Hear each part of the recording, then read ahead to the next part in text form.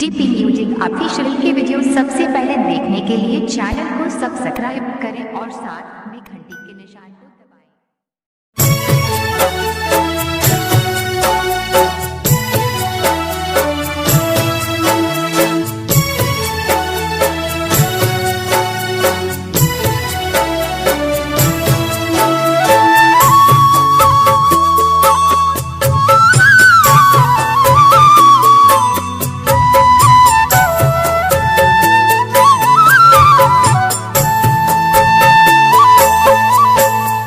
पहिरी न पियाजी पियरिया चली छठी माई के घर, चली छठी माई के घर।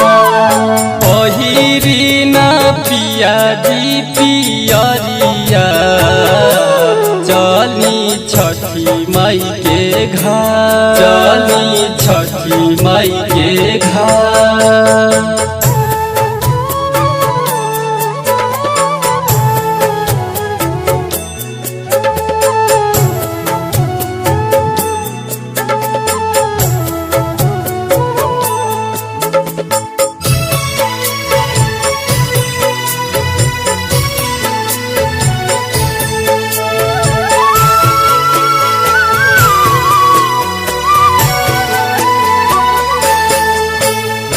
धरी न माथ पे दौड़ावा, दौड़ा घाट पहुँचा, दौड़ा घाट पहुँचा।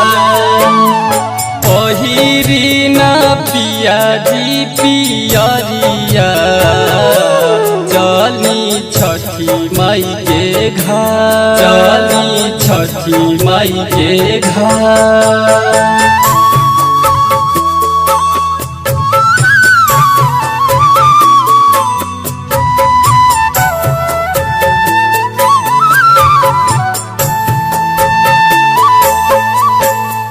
भूखल पियासल बा शरीरिया छठी मैया होई है सहाय, छठी मैया होई है सहाय।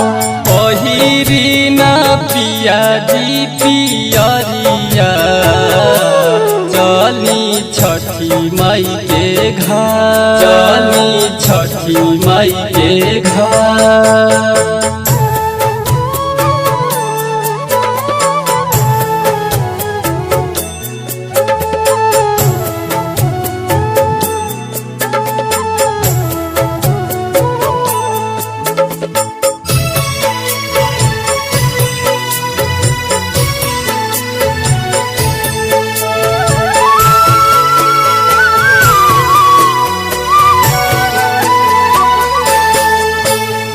छठी माई दिहाली लालनवा देई कोसी भरवा, देई कोसी भरवा। पिया बलवंत जनी करी देरिया चली छठी माई के घर, चली छठी माई के घर।